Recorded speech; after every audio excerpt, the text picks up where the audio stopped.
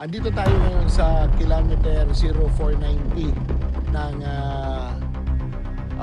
Apayao Ilocos Norte Road, no?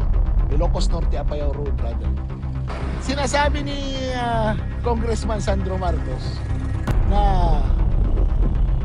wala daw dito ang ghost project. Ano ito?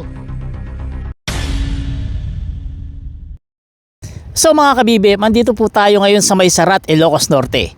At gaya na nakikita nyo, yung tarpaulin na yan, ito yung tinayuan ni Tambatchoy, ha? Ito yung tinayuan niya at sinabi niya na ghost project daw etong proyekto na to, ha? Ayan, ha? Kung makikita nyo, nakalagay dyan, ha? Isusum ko, ha? Yan. Nakalagay dyan, under suspension. Suspension ito, suspende ang project na to, pansamantalang suspende kasi may problema sa right of way. Dahil yung kalsada na to natatamaan, meron palang nagmamayari ng mga pribadong tao. O gaya na lamang nung bahay na yon.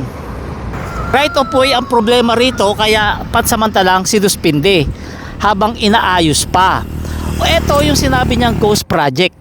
Hindi po ito ghost project, ha? Hindi po ito ghost project. Kasi gaya nga nakikita nyo, sinimulan na sana to. Gaya na nakikita nyo, road widening to, ha? Sinimulan na. Kaso nga may problema sa right of way. Siyempre, kapag may nagrereklamo, hindi mo pwedeng ituloy ang proyekto.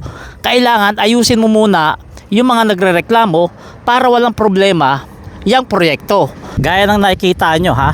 Hindi talaga ito ghost project.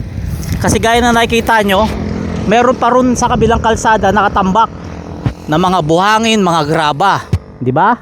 Oh, ibig sabihin meron talagang materialis dito na gagawin sana itong kalsada na to.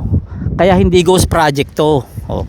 At saka sana, ha? Sana nagtanong-tanong muna siya sa mga tao-tao rito kung ano yung detalye dito sa proyekto na to. O kaya nagtanong siya sa DPWH kung anong sitwasyon dito sa proyekto na to.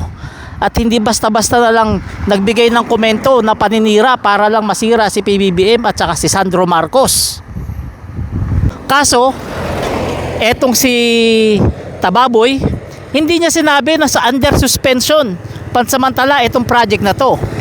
Ang sinabi niya, eto raw ay ghost project, which is hindi naman totoo.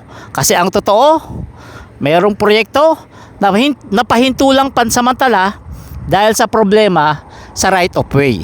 At yan ang totoo dyan. At hindi totoo na ito ay ghost project. Dahil ito ay tatapusin kapag naayos na ang problema sa right of way.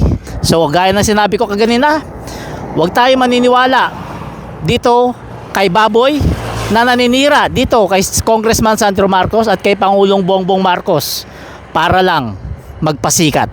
So kayo, ano sa tingin nyo? Comment down below. Salamat.